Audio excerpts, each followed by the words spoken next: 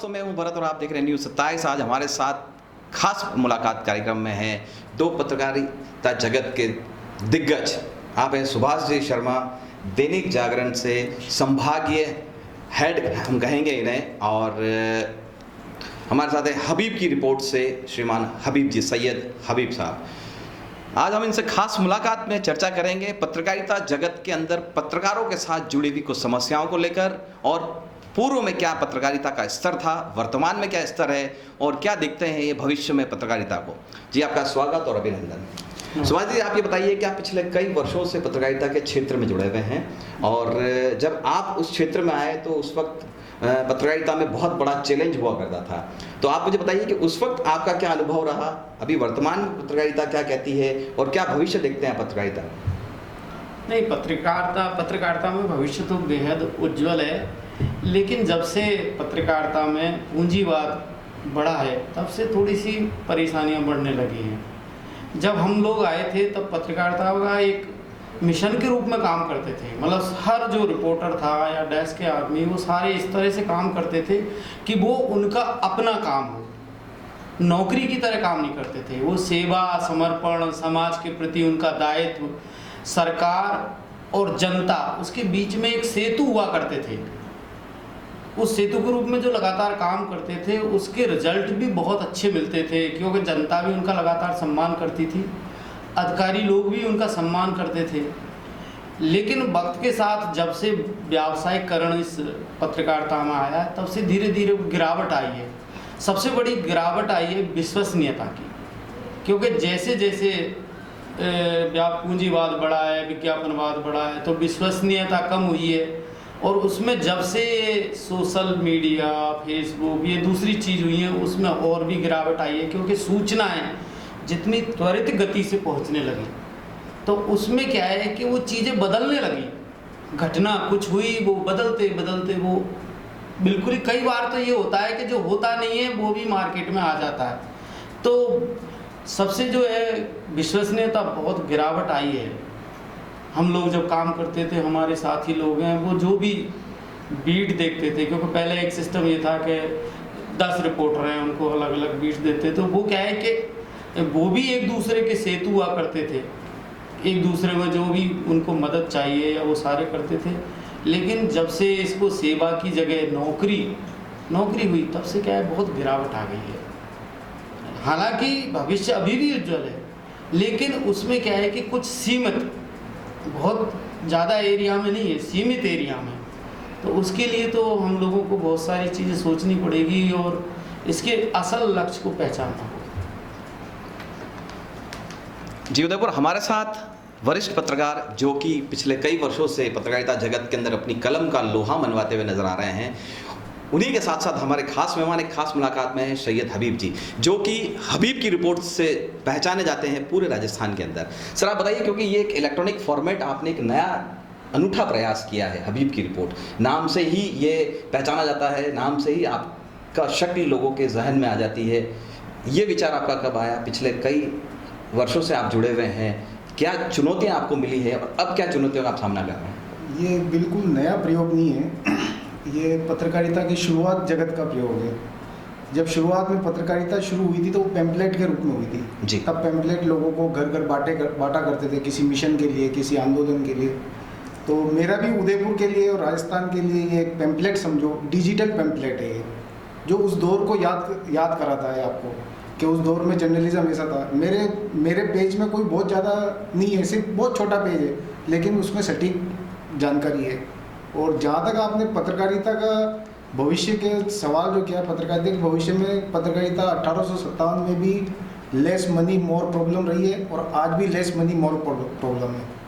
आज भी आपको इसमें पैसा नहीं है, लेकिन आपकी पहचान है, आपकी शोहरत है, आपको लोग अपने नाम से जानते हैं, आपकी कलम से जानते हैं, आपके बोलने की स्टाइल से जानते हैं।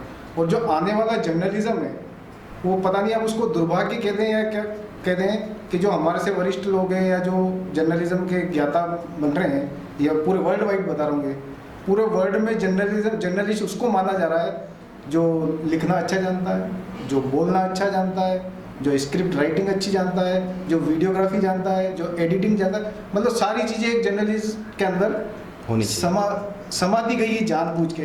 तो इसमें पूरे इंडिया के अंदर, पूरे वर्ल्ड में एक्सपर्ट जर्नलिस्ट नहीं हो रहे जी। है ना। तो हमारे इसमें रोजगार घट रहा है। अगर हम हिंदी लिखने वाले को, पता हो क्या रहा है कि लोग चाह रहे हैं कि ये हिंदी भी लिख ले, ये इंग्लिश भी बोल ले, ये मराठी भी कर ले, पंजाबी भी बोल ले, तो उससे तो रोजगार घट रहा है ना। एक ही आदमी सब काम कर लेगा तो दूसरे क्या करेंगे। तो इस फॉर्मेट को बदलने की ज़रूरत है। अगर वो बदलेगा तो भविष्य में और रोजगार के अवसर ज़्यादा पैदा होंगे पत्रकारिता में। आप दोनों से मेरा एक सवाल ये बनता है कि जैसा कि पत्रकारिता में क्षेत्र के आने के बाद कई चुनौतियां आपके सामने आई हैं और आ भी रही होंगी, और कलम का लोहा आपने मनवाया है और मनवा भी रहे हैं, तो कहीं ना कहीं देखा है कि राजनीति दबाव, आर्थिक दबाव या बाहुबलियों का दबाव एक पत्रकार पर ज़रूर आता है। तो आप दोनों से ये मेरा एक सवाल बनता है कि आपने उन चुनौतियों का किस तरह से सामना किया, क्योंकि कहीं ना कहीं कई संगठनों का भी दबाव आता है। अगर एक पत्रकार किसी पत्रकार संगठन से जुड़ा होता है तो वहाँ पर भी उनके उच्च अधिकारियों का दबाव आता है, तो उस पर आपका क्या कहना है, क्या कहना चाहते हैं? ये तो जर्नलिस्ट को गॉड गिफ्ट है। कोई भी अगर जर्नलिस्ट है तो वो ये सोच के आता है कि ये बहुत ही रिस्की काम है।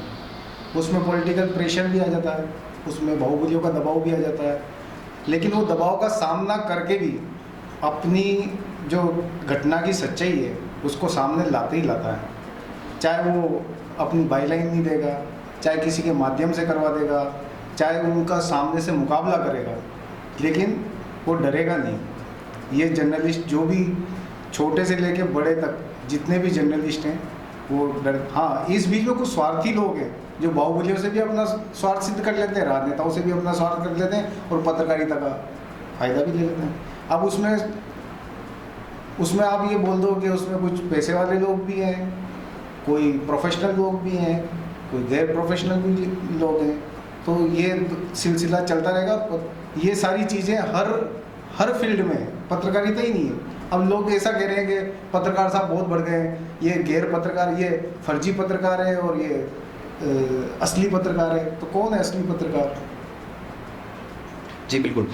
तो सुभाष जी, आप ये बताइए कि इसके साथ एक प्रश्न मैं और जोड़ता हूँ इसी में कि आज कल एक नया कहते हैं कि ट्रेंड चल रहा है, या फिर उसको कह सकते हैं कि नया एक रामबाण दवाई चल रही है राजनेताओं के लिए और जो राजनीतिक क्षेत्र से जुड़े हुए उनके लोगों के लिए। अगर पत्रकार उन पर किसी तरह का कोई भी उनका खुलासा करता है तो सबसे पहले पत्रकार की पृष्ठभूमि देखें। अगर पत्रकार कमज़ोर है, छोटे बैनर से है, तो उसे राजनीतिकरण से डराएं, या उसे आर्थिक से डराएं, या फिर उसे बाहुबलियों से डराएं, कैसे भी करके उसे डरा के वो अपना पक्ष सीधा करें। इस पर आपका क्या कहना है, क्या कहना चाहते हैं आप इस पर? देखो, ये जो तरीका है वो आज का नहीं है। मैं आपको कुछ उदाहरण बताता हूँ कि जब महात्मा गांधी ने देश आज़ाद कराया तो उन्होंने पूछा पत्रकारिता की भूमिका क्या है। उन्होंने कहा स्वतंत्रता, लक्ष्य, सेवा, समर्पण। उसी आज से 50 साल पहले अमेरिकन राष्ट्रपति रूजवेल्ट, जो खुद भी पत्रकार रहे थे, उनसे पूछा कि अब पत्रकारिता की भूमिका क्या है। तो उन्होंने कहा कि अब भारत में व्यावसायीकरण थोड़ा लेट आया, लेकिन अमेरिका में पहले आ गया था। तो उन्होंने उस दौरान ही कह दिया कि यदि पत्रकारिता में पूंजीवाद, व्यावसायीकरण, राजनीतिक दबाव बढ़ा तो पत्रकारिता भी भ्रष्ट हो जाएगी। तो वो जो उन्होंने कहा वो आज हम भारत में देख रहे हैं।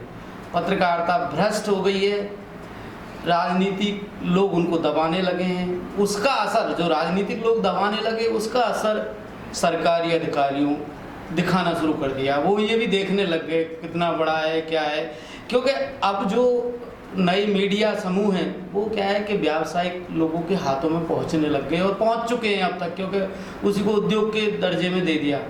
तो वो इसको दबाव, क्योंकि राजनेता जब पत्रकारों को दबाने लगा तो अधिकारियों के हौसले भी बढ़ने लगे। उन्होंने उनको अपने रूप में यूज लिया। अब सरकारी अधिकारी, आप उदाहरण देखते होंगे, आए दिन ऐसे उदाहरण सामने आते हैं, उदयपुर में भी सामने आने लगे। तो वो उनको दबाव में लेने लगे। तो बैकग्राउंड ये देखते हैं कि यदि अभी बड़े समूह का है तो उनको लगता है कि ये पहुंच राज्य सरकार तक रखता है, ये केंद्र सरकार तक रखता है, तो उनसे उनके दबाने के बजाय वो जो छोटे समूह हैं जो अपने अपने जो चैनल्स चला रहे हैं उनको वो दबाव में आसानी से ले लेते हैं, क्योंकि पुलिस उनके अंडर में है, प्रशासन उनके अंडर में है, तो बहुत सारी चीज़ें हैं। तो उनको दबाव में लिया जाना उनके लिए बहुत आसान है। और जो बड़े समूह हैं उनको दबाव में नहीं ले सकते, तब तक नहीं ले सकते तब तक उनके मालिक लोग उनके दबाव में नहीं आए। बहुत सारे उदाहरण विभिन्न अखबारों में देखे होंगे। एक अखबार ने राजस्थान की सीएम वसुंधरा को छापना बिल्कुल बंद कर दिया कि नहीं छापेंगे, लेकिन एक दिन ऐसा टाइम भी आया कि उन्होंने ही घोषणा की कि आज तो सब छपेगा। एक अखबार ने बहिष्कार कर दिया, रोजाना लिखना लगा काला कानून और ये और वो सब छापने लगे, लेकिन सब खत्म हो गया।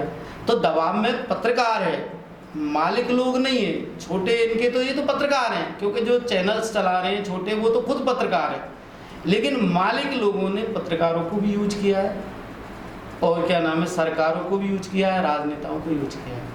तो इसमें जो गलती है पत्रकारों से ज़्यादा उनके मालिकों की गलती ज़्यादा है। जी उदयपुर, ये हमारे साथ दो दिग्गज, एक तो सैयद हबीब साहब जो कि हबीब की रिपोर्ट से हैं, और एक है सुभाष जी शर्मा जो कि दैनिक जागरण से हैं और पिछले कई वर्षों से अपनी कलम का लोहा मनवा रहे हैं। अब बात करते हैं कि पत्रकार जब बनता है तो धीरे धीरे वो पत्रकारिता के संगठनों से जुड़ने लगता है।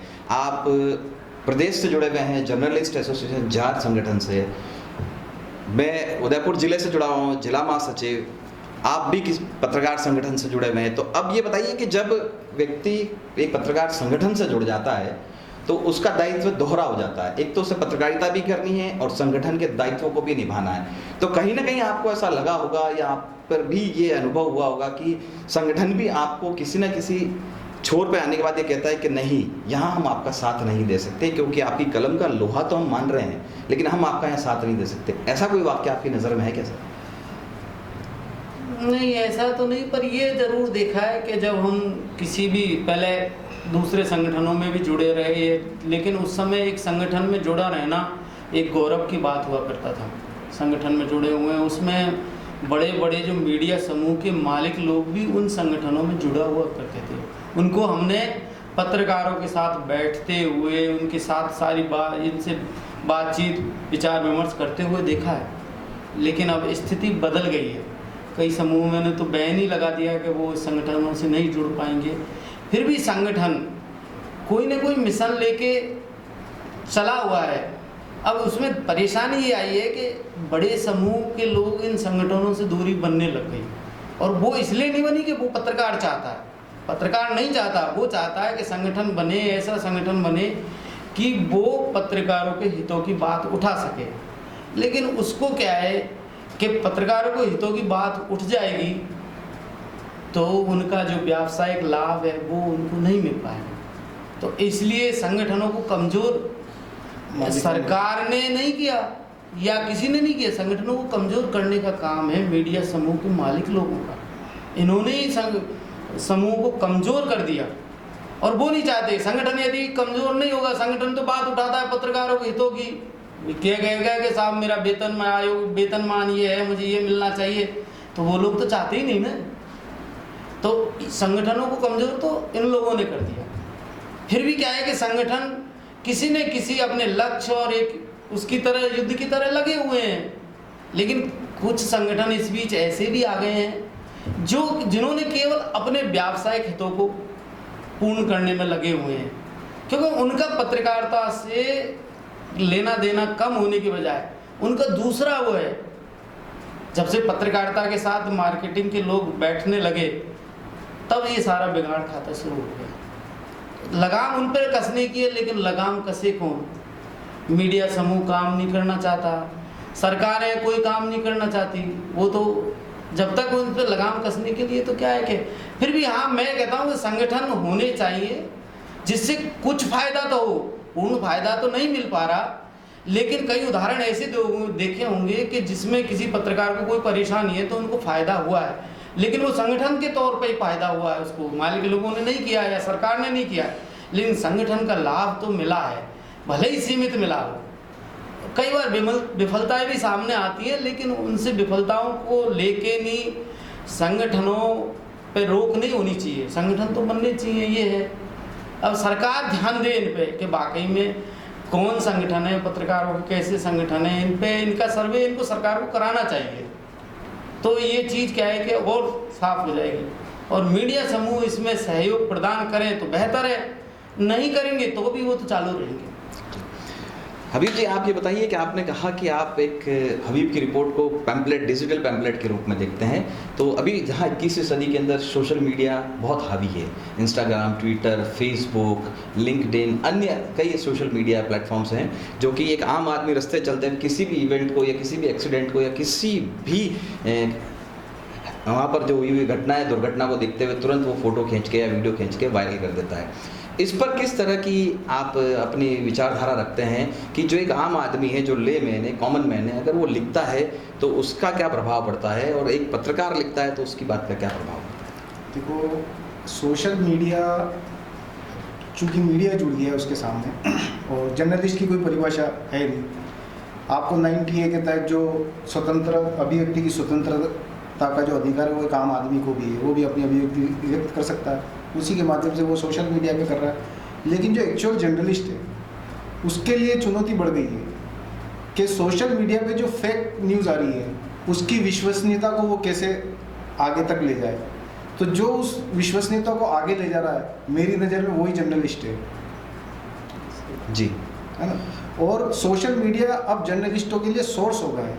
पहले आपके सोर्स हुआ करते थे पुलिस डिपार्टमेंट में, पियोन हुआ करते थे, अधिकारी हुआ करते थे, कर्मचारी हुआ करते थे, है ना। घटना के लिए कोई पान की दुकान वाला आपका सोर्स हुआ करता था, कोई होटल वाला आपका सोर्स हुआ करता था। अब ये सारे सोर्स खत्म हो गए। अब आपका मेन सोर्स सोशल मीडिया रह गया है। अब उसमें आप सोशल मीडिया के लिए आपको जो सेलेक्ट करना है उसको सेलेक्ट करो और आगे बढ़ो, तो आपकी विश्वसनीयता बढ़ेगी। उसके तथ्यों को और उसके फ़ोटो को और उनको जांच करना। उसका सबसे बड़ा फ़ोटो का जो आपने कहा कि फ़ोटो लोग कोई उसका सबसे बड़ा नुकसान फ़ोटो जर्नलिस्ट को हुआ है। एक दौर ऐसा आया था जब फ़ोटो जर्नलिज्म शुरू हुआ था सेकंड वर्ल्ड वॉर या फर्स्ट वर्ल्ड वॉर के बाद, तो जिस फ़ोटो जर्नलिस्ट ने उस फ़ोटो खींचे थे वर्ल्ड वॉर के बाद में और पहले, तो उस समय फ़ोटो जर्नलिज्म की शुरुआत हुई थी। आज वो दौर आ गया कि फ़ोटो जर्नलिज्म ख़त्म हो गया है। आम आदमी के पास कैमरा है, बढ़िया से बढ़िया मोबाइल पे कैमरा है, तो वो सोर्स के रूप में काम आ रहा है सोशल मीडिया एक्चुअल जर्नलिस्ट के। अभी जी, मेरा एक प्रश्न आपसे ये बनता है कि अभी जैसे आपने कहा कि सोशल मीडिया बड़ा हावी है, पत्रकारों के सोर्स हावी नहीं है, वो पत्रकार का सोर्स हो गया है। तो अब ये मानते हैं कि उन सोर्स को अगर हम सही ढंग से उपयोग में लें, ठीक है, तो हमारे लिए वो बहुत अमृत की तरह उपयोग में आ सकता है। अब हम बात करते हैं कि संगठन के बारे में आप क्या सोचते हैं? संगठन पत्रकार के साथ में किस हद तक खड़ा रह सकता है? एक साथ ही मेरा प्रश्न ये बनता है कि अभी वर्तमान में ये देखा जाए कि हम पूरा देश, पूरा विश्व कोरोना कोविड-19 की महामारी से जूझ रहा था, जहाँ पर कॉस्ट कटिंग को मद्देनजर रखते हुए कई पत्रकार साथियों को अपनी सेवा से निवृत्ति दी गई। तो क्या ये सेवानिवृत्ति का दौर इसी कोरोना कोविड-19 की वजह से हुआ है, या फोटो जर्नलिज्म की संख्या कम होने लगी है, या उनकी महत्वाकांक्षा कम होने लगी है, उनका महत्व कम होने लग गया है तो उनको भी धीरे धीरे हटाया गया है? क्या है, मुझे पूरी बात बताएं। 2000 में, सन 2000 में 20वीं सदी 21वीं सदी लगने के बाद में शुरुआत में इंटरनेट का युग आ गया था जी। अमेरिका में इंटरनेट जर्नलिज्म चालू हो गया था, तो वहाँ पे 18 से ऊपर की जनरेशन जो थी, नई जनरेशन, उन्होंने अखबार पढ़ना बंद कर दिए। उन्होंने अखबार पढ़ना बंद कर दिए तो अखबारों में नौकरियां जाने लगी, लेकिन वो सारी कंपनियां वापस डिजिटल पे शिफ्ट हो गई। तो पत्रकार की नौकरी तो बच गई, लेकिन जो सहायक दूसरे गैर पत्रकार थे या उनका जो सहयोगी पार्ट था, उनकी नौकरियां चली गई। तो उनको अपना नए विकल्प के रूप में नए रोजगार की तलाश करनी पड़ रही है। लेकिन जहाँ तक जो 2008 में इकोनॉमिक रिसेशन आया था, तो जो मालिक लोग थे उन्होंने कहा था हमें कम क्षमता में ज़्यादा वो चाहिए, तो उन्होंने अपने मानव ह्यूमन रिसोर्सेज को घटा दिया। और एक पहले 20-20 रिपोर्टर एक शहर में होते थे, राजधानी वाले में हमारे यहाँ 8-10 रिपोर्टर होते थे। आज की तारीख में 5 या 2-3 रिपोर्टर हैं। दिल्ली, बॉम्बे जैसे शहर में भास्कर और पत्रिका जैसों के अंदर सिटी को कवर करने वाले 5 रिपोर्टर हैं। उस समय 20 रिपोर्टर हुआ करते थे। तो ये सारा अब हुआ क्या है कि पूरा साजिशतन ये सारी चीज़ें हुई है। टीवी में रिपोर्टिंग की जगह ले ली डिबेट ने, कि एक एंकर बैठ गया, 2 जने बैठ के जो हम कर रहे हैं, तो टीवी में रिपोर्टिंग की जगह लगी डिबेट ने। फील्ड में कोई नहीं जा रहा, रिपोर्टिंग कर रहे हैं, डिबेट कर रहे हैं। अखबार में रिपोर्टिंग की जगह ले ली आइडियाज़ ने। आप 4 फोटो जोड़ दिए, खबर का एंगल बदल दिया। पहले हमारे समय जब शुरुआत हमने जर्नलिज्म की थी, जो एडिटर हुआ करते थे, मैं रमेश व्यास जी का नाम लेना चाहता हूँ, कल्पेश याग्निक का नाम लेना चाहता हूँ, या ओम जी उनसे पहले थे, वो रिपोर्टर जो लिख देते थे उस उनकी भावनाओं को कभी नहीं बदलते थे। वो उसकी कॉपी बहुत अच्छी कर देते, उनमें नए शब्द डाल देते थे, खबर को बहुत अच्छा राइटअप कर देते। आज हो क्या रहा है कि आज रिपोर्टर ला क्या रहा है, लिख क्या रहा है, उसकी कॉपी जब एडिटर के पास जा रही तब क्या थी, फिर पेज पे जा रही तब अलग थी, और जो छप रही वो अलग ही थी। तो रिपोर्टर भी पागल हो जाता सुबह देख के, यार मैंने लिखा गया था और छप क्या रहा है। तो ये तो हुई जर्नलिज्म की स्थिति। अब संगठन की बात मैं बता रहा हूँ कि 2008 में रिसेशन के बाद जब नौकरियाँ गई तो संगठनों का दायित्व ज़्यादा बढ़ गया, उनकी भूमिका ज़्यादा बढ़ गई, लेकिन उस भूमिका पे अभी तक किसी भी संगठन ने काम करना शुरू नहीं किया है जी। जबकि हमें उन संगठनों को काम करना शुरू कर देना चाहिए, क्योंकि सरकार पे अल्टीमेटली दबाव मालिक का इसलिए बनता है कि उसके पास अखबार की ताकत है, वो मास को बदल सकता है, लेकिन अल्टीमेटली करता तो पत्रकार ही है ना। मालिक थोड़ी जाके लिखता है रिपोर्ट, सही बात है ना। रिपोर्ट लिखना तो पत्रकार को करना। तो जब संगठन को अब अभी तक हो क्या रहा था कि जब मालिक लोग प्रभावी हैं तो सरकार मालिकों के हिसाब से योजनाएं बना रहे हैं, सरकारी योजना, ताकि मालिकों को लाभ हो। सरकार की हिसाब से एक्रीडिटेशन जर्नलिस्ट तय हो रहा है, ताकि मालिक चाहे जिसको निकाल दे और चाहे जिसको रख ले, है ना, या पत्रकार की चाह। लेकिन अब संगठनों को तय करना पड़ेगा, अखबार के मतलब पत्रकारों के संगठनों को तय करना पड़ेगा, सरकार पर दबाव डालना पड़ेगा कि योजनाएं अखबार मीडिया हाउसेस के लिए नहीं बने, इंडिविजुअल जर्नलिस्ट के लिए बने। सही बात जी। जब तक इंडिविजुअल जर्नलिस्ट के लिए योजनाएं नहीं बनेगी तब तक पत्रकारिता में लगातार गिरावट होती रहेगी। और पत्रकारों को भी तय करना पड़ेगा कि कैसी पत्रकारिता हमें करनी है, पत्रकारिता के लेवल को बहुत ऊंचे ले जाना। हमें ये नहीं सोचना कि पत्रकार ज़्यादा हो गए या फर्जी हो गए, या मैं कह रहा हूँ फर्जी पत्रकारों को भी असली करो ना। ट्रेन में बिना टिकट यात्री चल जाते क्या होता है, जुर्माना लगता है उनके ऊपर, वो टिकट लेती वो सही हो जाते हैं। तो जो फर्जी पत्रकार है उनको संगठन सबक सिखाए कि भाई आप ऐसे नहीं करोगे, ऐसे करो। तो संगठन की भूमिका ये होनी चाहिए, जो अभी किसी भी संगठन ने शुरू नहीं की। जी उदयपुर, ये हमारे साथ दो पत्रकार जगत के नामी हस्ती सैयद हबीब जी और सुभाष जी शर्मा, आप अपने विचार हमें रख रहे हैं, पत्रकारिता का क्या स्तर है उसके बारे में हमें बता रहे हैं, पत्रकारिता को किस नज़र से लोग देखते हैं, वर्तमान में पत्रकार क्या सोचता है अपनी पत्रकारिता को लेकर, किस हद तक वो कलम चला सकता है, उस पर क्या राजनीतिक दबाव रहेगा, क्या मानसिक दबाव रहेगा, क्या बाहुबलियों का दबाव रहेगा, क्या प्रशासनिक लोगों का दबाव रहेगा, फिर भी वो अपनी कलम को कहीं ना कहीं उस छोर तक ले जाता है जहां उसका लोहा माना जाता है। इसी क्रम में हम आगे बढ़ते हैं। सुभाष जी, मैं कहना चाह रहा था कि अभी जैसे डिजिटल की बात हमने हबीब जी से करी, वहीं मैं आपसे बात करना चाह रहा हूँ कि जब पत्रकार अपनी पत्रकारिता से पूरे शहर के अंदर कुछ ना कुछ खबरें लेके आता है और वो अपनी खबर को जब किताबों में और नियमों के अनुसार अखबारों में लिखने का प्रयास करता है, अपने शब्दों में लिखने का प्रयास करता है, तो कहीं ना कहीं देखा गया है कि उस पर यह दबाव बनाया जाता है कि नहीं, इस लाइन को आप हटा के इस लाइन को कन्वर्ट करें, इसको हटा के यहाँ लिखें, इसका एंगल चेंज करें। क्या ऐसा आपके साथ कभी हुआ है? क्या आपने अनुभव किया है कि आपके वरिष्ठ जनों ने कुछ ऐसा आपसे कहा हो? नहीं, उस दौर में हमने पत्रकारिता, शुरू के दौर में ऐसी पत्रकारिता नहीं हुई, लेकिन उस दौर में हमने ऐसी पत्रकारिता भी देखी है कि कोई खबर हमने लिखी और उसको लगा दिया गया तो हमारे एडिटर ने कलेक्टर को 1 घंटे तक ऑफिस में वेट कराया। ये भी पत्रकारिता देखी है। लेकिन अभी इसका बिल्कुल विपरीत हो रहा है। और ऐसी भी पत्रकारिता उसी दौर में भी देखी है कि एक खबर हम जो रिपोर्टिंग करने गए और खबर लेके आए और उस खबर को रोकने के लिए हमसे प्रयास किए गए कि आप इस खबर को रोक दिए, लेकिन हमने वो खबर नहीं रोकी। लेकिन उसका अंत ये भी देखा कि वो खबर 1 घंटे तक घूमती रही और अंत में जाके रुक गई। ये आज से 18 साल पहले की बात बता रहा हूँ कि वो खबर अंत में नहीं छपी। अगले दिन सुबह हम सोच रहे थे कि नहीं, हमसे ले ली गई कि कल छपेगी, इतना बड़ा होगा, ये होगा, वो होगा, लेकिन ऐसा कुछ नहीं हुआ। ये आज से 18 साल पहले भी हुआ था कि वो खबर अंत में अखबार पूरा 14-15 पेज सब पलटे और खबर गायब।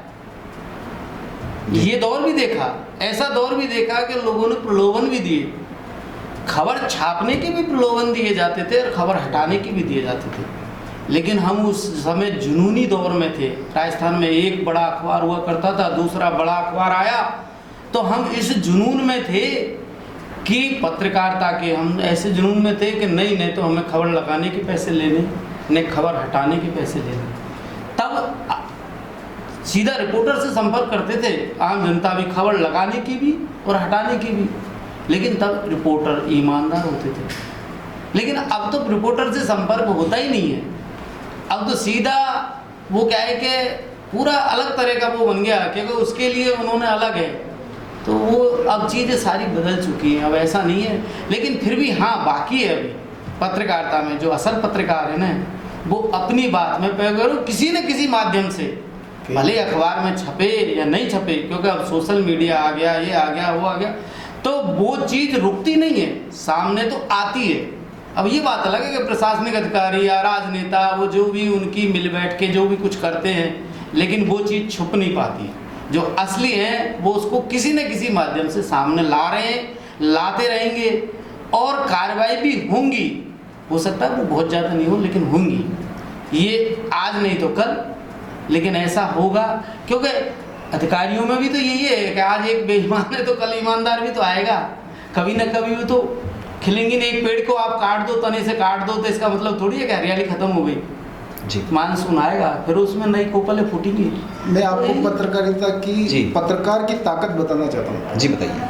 पत्रकार की ताकत क्या है?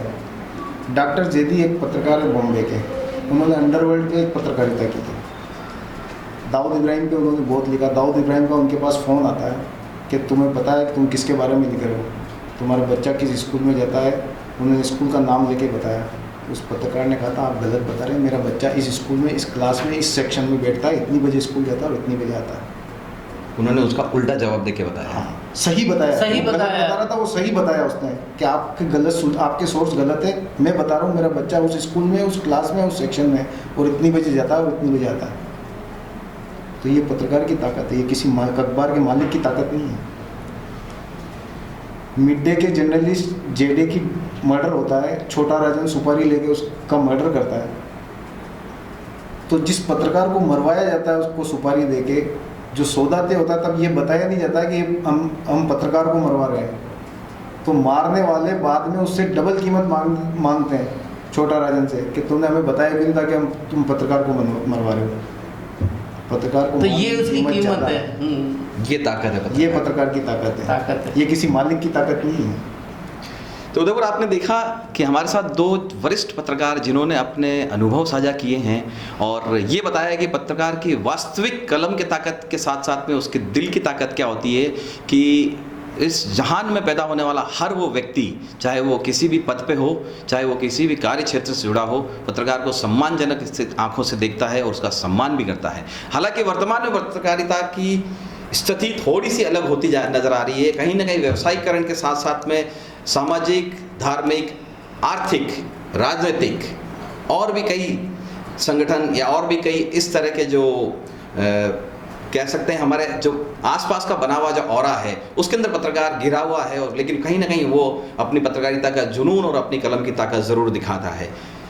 मेरा एक प्रश्न बनता है अभी सर कि जहाँ पत्रकारिता डिजिटल फॉर्मेट में आ गई है, वहीं चुनौतियों के साथ साथ में दूरभाष क्रमांक पर लाइजनिंग के फ़ोन भी बजने लगे हैं।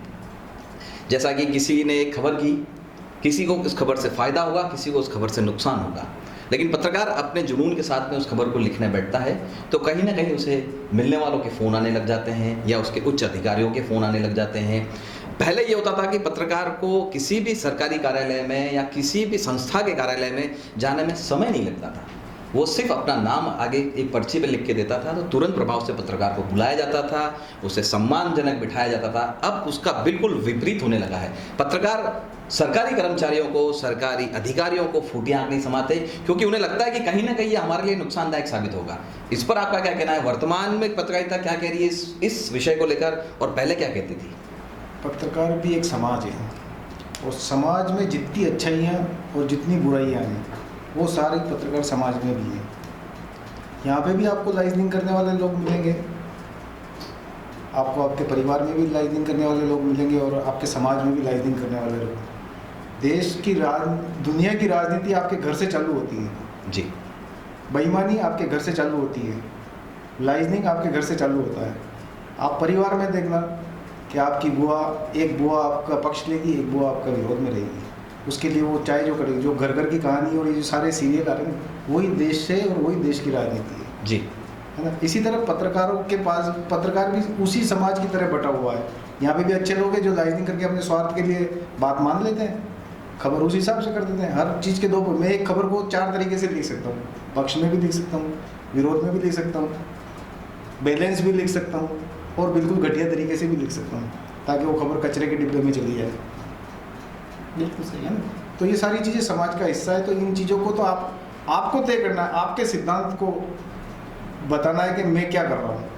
आप अगर सच के साथ हो तो आप वही करोगे जो सच है, लेकिन अगर आप स्वार्थ के लिए कोई काम कर रहे हो, आप साजिशतन कोई काम कर रहे हो, तो आप उस हिसाब से करोगे। जी, मेरा एक प्रश्न जो अभी बीच में रहा ये कि अब सरकारी कार्यालयों में पत्रकारों के साथ थोड़ा सा द्वेषतापूर्ण तो नहीं कह सकते, लेकिन थोड़ा सा दूरियां बनाने वाला जो व्यवहार है वो शुरू होने लग गया है। पहले ऐसा नहीं होता था। पहले ये होता था कि अगर कोई नया कलेक्टर आना होता है या एसपी आना होता है, कोई उच्च अधिकारी आता है, तो वो संबंधित पत्रकार के जितने भी संपादक होते हैं या रिपोर्टर्स होते हैं उनसे खुद अपना एक सांकेत, उसको कह सकते हैं सद्भावना की जो मीटिंग होती है वो करता था, मिलता था कि मैं यहाँ का कलेक्टर हूँ या एसपी हूँ। अब ऐसा नहीं होता है। अब पत्रकार खुद जाता है लेकिन फिर भी समय नहीं देते वो। इसके लिए क्या आदमी की नॉलेज के ऊपर डिपेंड करता है ये, कि आपको कितना नॉलेज है, आपको उस डिपार्टमेंट का नॉलेज है या नहीं, आपको देश दुनिया का कितना नॉलेज है। आप उससे बात करोगे, पहली मुलाकात करोगे तो वो समझ जाएगा कि इस आदमी को मेरे को कितनी तवज्जो देनी है। जी, आप सिर्फ बाइक लेने जाओगे, खड़े हो जाओगे, कोई सवाल नहीं करोगे और या उनकी चाटुकारिता करोगे, तो फिर वो आपको उसी तरह ट्रीट करेगा। लेकिन अगर आपने उसकी दुखती नस पे हाथ रख दिया है ना, तो या तो वो आपसे बिल्कुल किनारा कर लेगा, तो फिर आप उसकी नस को और दबाओगे तो वो अपने आप आपको बुलाएगा। तो ये सद्भावना होती थी। उस समय के संपादकों में नॉलेज होता था, उस समय के संपादकों में ज़बरदस्त पढ़ने की वो होती थी। वो ऐसे नहीं बने थे कि मालिक के खास है या किसी बड़े संपादक के खास है इसलिए संपादक बना दिया उनको। उन्होंने, आप ये सुभाष जी से पूछो कि अखबार में, भास्कर और पत्रिका जैसे अखबार में बाईलाइन देने के लोगों को 1 साल 2 साल 3 साल लग जाते थे। आज जो लड़का आता है उसको तो तत्काल कैमरे पे आ जाता है, वो तत्काल उसको बाईलाइन मिल जाती है। उसने संघर्ष क्या किया जी, उसने जर्नलिज्म क्या किया। जब तक 3-4 कर्फ्यू में वो पत्थर नहीं खा लेता तब तक उसकी बाईलाइन नहीं लगती थी। सही बात है जी। यही प्रश्न मेरा आपको है, आप बताएं इसमें आपका क्या अनुभव कहता है कि क्यों सरकारी कर्मचारी अब पत्रकारों से दूरियां बनाने लगे, अधिकारी दूरियां बनाने लगे। पहले मुलाकात हुआ करती थी, आपके दौर में भी हो सकता है कि आपने ऐसे लोगों से मुलाकात की हो, आपको बुलाया भी हो। अब इस दौर में क्या हालत है?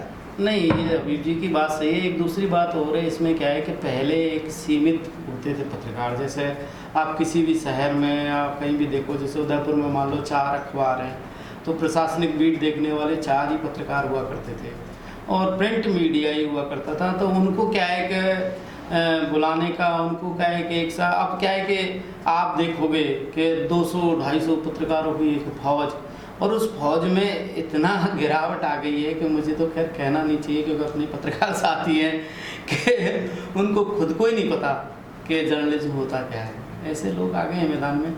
तो उनकी वजह से, एक बहुसंख्यक की वजह से, एक असल पत्रकार है उनसे भी उन्होंने किनारा कर लिया, क्योंकि वो लोग तो उनकी दुखती रख पे हाथ ही रखेंगे जी।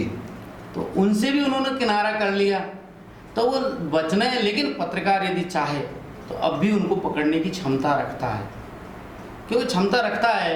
ऐसी बात नहीं कि क्षमता खत्म हो गई, क्षमता रखता है कहीं ना कहीं। ऐसा तो है नहीं कि प्रधानमंत्री मोदी है जो चारों तरफ Z+ सुरक्षा है, आप कलेक्टर से मिल नहीं सकोगे, ऐसा तो कुछ नहीं है। बाहर वो ऑफिस में घुसेगी भी और निकलेगी भी, अपनी बात तो पूछ ही सकते हो उस दौरान, है ना। मना करेगी तो वो भी तो आपके शूटिंग में आएगा ना, तो वो ख़त्म तो नहीं हो सकता। लेकिन क्या है कि वो नुकसान, खामियाजा उन पत्रकारों को भी झेलना पड़ रहा है। अब पत्रकारिता क्या हो रही है कि किसी CI का जन्मदिन है तो उसको बधाइयाँ दे रहे हैं पत्रकार, किसी अधिकारी का जन्मदिन है तो उसको बधाइयाँ देने का, है ना। उनको अलग अलग नाम से उनको नामित कर रहे हैं, अरे ये तो फलाना ये है, टीम का ये है, वो है। अरे वो अपना काम कर रहा है भाई, कोई महान काम नहीं कर रहा, उसके तनख्वाह ले रहा है वो। हम भी काम कर रहे हैं तो किसी ने हमें पीले चावल थोड़ी दिए पत्रकारिता करने के लिए, हम अपनी इच्छा से कर रहे हैं, तो कोई महान काम थोड़ी कर रहे हैं। तो ये काम तो काम के तरीके से ही होगा। अगर आप अधिकारियों से फेस टू फेस बात करोगे, अब जो पत्रकार टेढ़ा होगा, आप जो सही कह रहे हो कि दूरियां बना, जैसे अभी वर्तमान दौर जो चल रहा है, मीडिया पूरा 2 हिस्सों में बटा हुआ है जी। है ना, नेशनल लेवल पे भी या वर्ल्ड वाइड भी। एक पत्रकार है, ट्रंप की पत्रकारिता लॉबी अलग है, मोदी की पत्रकारिता लॉबी अलग है, एंटी मोदी की पत्रकारिता लॉबी अलग है, तो सब उस हिसाब से काम कर रहे हैं। अब मेरा एक प्रश्न चलते चलते आप दोनों से ये और बनता है कि जहाँ ये देखा गया है कि जो एक डॉक्टर परिवार से तो वो अपने बच्चों को डॉक्टर बनाएगा, जज परिवार से तो अपने बच्चों को जज बनाएगा, हम पत्रकार परिवार से तो हमारे बच्चों को पत्रकारिता के लिए क्यों आगे बढ़ावा नहीं मिलता है? क्यों वो इंजीनियरिंग की तरफ दौड़ाते हैं, क्यों वो डॉक्टर की तरफ दौड़ाते हैं? आप अपने खुद के अनुभव वहाँ बैठ के साझा करते हैं दूरभाष क्रमांक पे अपने दोस्तों के साथ में कि नहीं यार, मैं मेरे बच्चों को तो एक अच्छे स्कूल में अच्छे कॉलेज में एडमिशन कराऊंगा, 4 घंटे वो टाइम करूंगा, लेकिन पत्रकार नहीं बनाऊंगा। तो क्या आने वाला भविष्य पत्रकारों के लिए अंधकार में रहेगा या फिर जैसा चल रहा है वैसा ही चलेगा? इस पर आप दोनों कुछ बताइए। नहीं, उसमें मैं मेरा अनुभव बताता हूँ कि जब मेरे आज से 20 साल पहले मेरे बड़े भाई ने राष्ट्रीय स्तर के, नेशनल स्तर का अखबार है उसमें पत्रकार हुआ करते थे, तब मैंने सोचा कि मैं भी पत्रकार बनूं। लेकिन मेरे भाई जो सरकारी सेवा से नौकरी सेवा ने मतलब सरकारी सेवा से त्याग पत्र दे के इसमें आए थे जी, तो वो स्थिति देखे कि उनके साथ के जो टीचर हैं वो शिक्षक थे, शिक्षक से चाहते तो आज प्रिंसिपल या और फर्स्ट ग्रेड में होते थे, उनका वेतनमान और पत्रकारों का वेतनमान अंतर, और वो भी शहर से दूर भी होते हुए भी हज़ारों किलोमीटर, तब भी उन्होंने ये नहीं चाहा था कि मैं पत्रकार बनूं जी। लेकिन मेरी रुचि थी। तो उस समय क्या है कि अपने जो सहयोगी पत्रकार हैं उनसे पीटीआई के रोल मंगाते थे, उनको एडिट करना सीखा, क्योंकि उस समय एक पत्रकार गढ़ने की एक चुनौती हुआ करती थी कि आप पीटीआई से आप उनको ट्रांसलेट करें, आप ये करें, तब जाके नहीं। आपको पहले 6 महीने विज्ञप्तियाँ ही देती थी, विज्ञप्तियाँ करो, उसके बाद रिपोर्टिंग तो बहुत दूर की बात हुआ करती थी। तो ये चीज़ देखी, फिर पत्रकारिता का एक संघर्ष देखा। उस संघर्ष में कोई पॉइंट या 1% से भी कम लोग सफल होते दिखाई दिए आपको। मतलब आप उदयपुर में कम से कम 500 पत्रकार होंगे जो आज उदयपुर में हैं और बाहर नौकरी कर रहे होंगे, उनमें 5 आप ऐसे लोग नहीं गिन सकते कि जो बहुत ज़्यादा सफल हैं। 4-5 ही होंगे मुश्किल से, तो वो कितना है 1%। तो अब ज़्यादातर पत्रकार ये चाहते हैं कि उन्होंने बहुत सारा संघर्ष देखा है, आप सारे देख लो, जहाँ तक है कि उनको वेतनमान है। और आज कोरोना के दौर में तो हालत ही बिल्कुल उल्टी है कि जिसको 35,000 मिल रहे थे उसको 21,000 रुपये दे के नहीं, उनको जो भी इतनी दूर हज़ारों किलोमीटर दूर बैठा हुआ है उसको ये। तो ऐसे दौर में कौन चाहेगा कि अपने बच्चों को पत्रकार, ये मेरी मिसेस डॉक्टर है लेकिन वो भी अपने बेटी को डॉक्टर नहीं बनाना चाहती, क्योंकि डॉक्टरी पेशा भी अब ऐसा नहीं रहा। डॉक्टरी पेशा बहुत चुनौतीपूर्ण हो गया है, क्योंकि आए बच्चे को आप डॉक्टर बनाओ, 1 करोड़ रुपए खर्च करो, उसकी पढ़ाई खर्चे में 1 करोड़, उसको वहाँ लगा दो, आप किसी उगड़ा लगा दो और ये लगा दो। उसने पीजी कर ली, पीजी करने का क्या फ़ायदा हुआ? आप उसको वहाँ उगड़ा लगा दिया, क्या फ़ायदा हुआ, है ना? तो जब वो ही नहीं चाहते तो पत्रकारों में तो लोग शायद ही कोई चाहेगा। ये बात अलग है कि अब किसी का मीडिया समूह बैठा है और सीधा बेटा संपादक ही बनना है जी, तो वो बात है, वो तो अपने पत्रकारिता करे या नहीं करे, क्योंकि इसके लिए कोर्स की तो जरूरत नहीं, तो पहले थी ना, आज है। लेकिन पहले एक प्रक्रिया हुआ करती थी। मैं आपको वो भी बताऊं कि शायद आपको जानकारी नहीं हो, गुलाब कोठारी जो राजस्थान पत्रिका के इस समय प्रधान संपादक है, उन्होंने भी रिपोर्टिंग की है, उन्होंने भी डैश में विज्ञप्ति की घिसी है। लेकिन शायद ही आज कोई मीडिया मालिक, उनके बाद उनके बेटे हैं, शायद ही उन्होंने कभी कोई विज्ञप्ति लिखी हो या कोई रिपोर्टिंग की हो।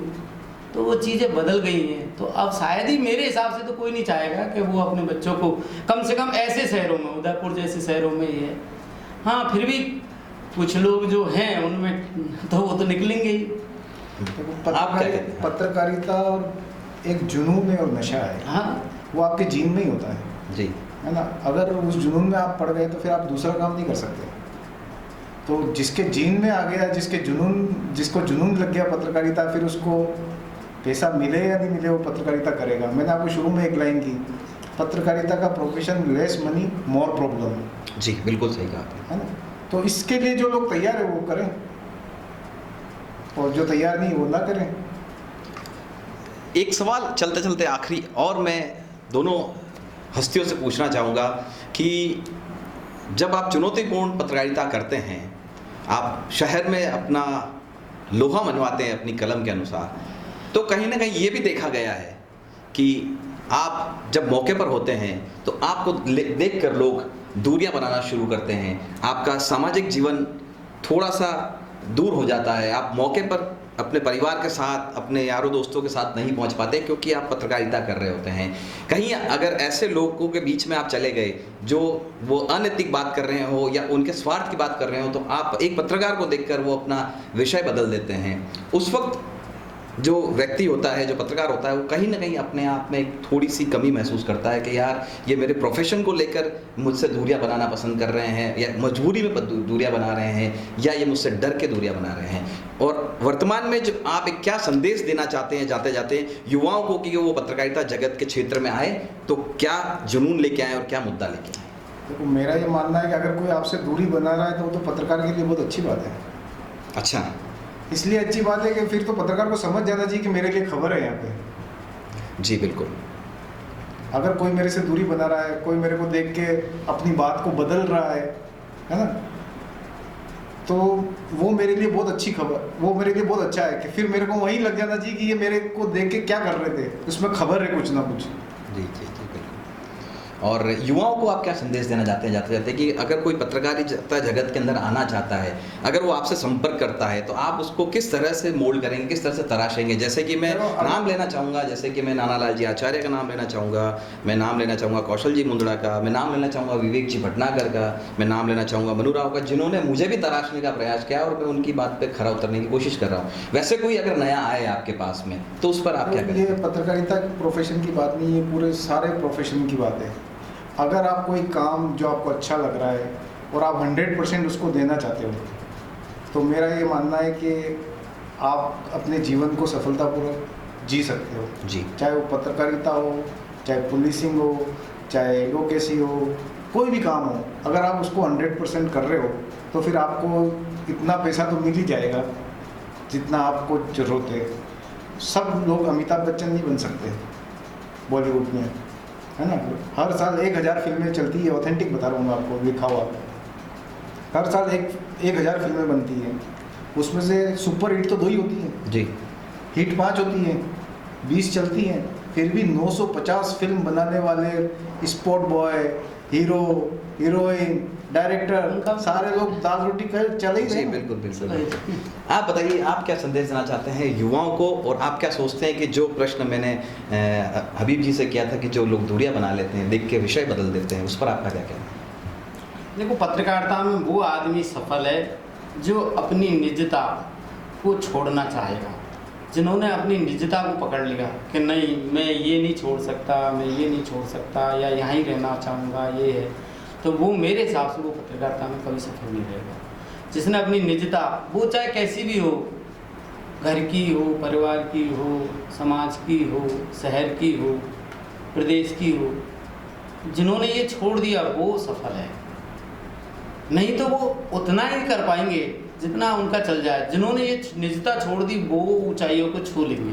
परेशानियां आएंगी लेकिन उनको परेशानियां इतना नहीं बिगाड़ सकती उनका, लेकिन जो निजता के अंदर घुस गया वो मेरे हिसाब से वो ज़्यादा सफल नहीं रह सकता। ईमानदारी के साथ, ईमानदारी यदि उसने रखी तब तो वो क्या है कि उतना सफल नहीं हो पाएगा। ये मेरा खुद का मानना है। जी, उधर हमारे साथ ये 2 हस्तियां पत्रकारिता जगत की, इसी तरह से हम आपको और भी हस्तियों से रूबरू करवाएंगे। हमारे इस खास मुलाकात कार्यक्रम में आज खास एक जार संवाद के अंदर हमारा मानना और हमारा मतलब ये नहीं है कि हम पत्रकारिता के पत्रकारों को, इनके दिग्गजों को और नए आने वाले पत्रकारों को और वर्तमान में कार्य करने वाले पत्रकारों के ऊपर कोई सवाल या निशान लगाएं, लेकिन वस्तुस्थिति को देखते हुए, डिजिटल की दुनिया को देखते हुए पत्रकारिता की क्या स्थिति है और क्या स्तर है, उसको हम जो पत्रकार जगत से जुड़े हुए नायाब हीरे हैं, जिन्होंने कई वर्ष अपने पत्रकारिता जगत में दिए हैं, बाल धूप में न होकर अनुभव में सफ़ेद किए हैं, उनसे इसी तरह से उनके अनुभव हम और साझा करते रहेंगे। तब तक आप देखते रहिए न्यूज़ 27 के साथ। कैमरा पर्सन संजय फतानी, धन्यवाद।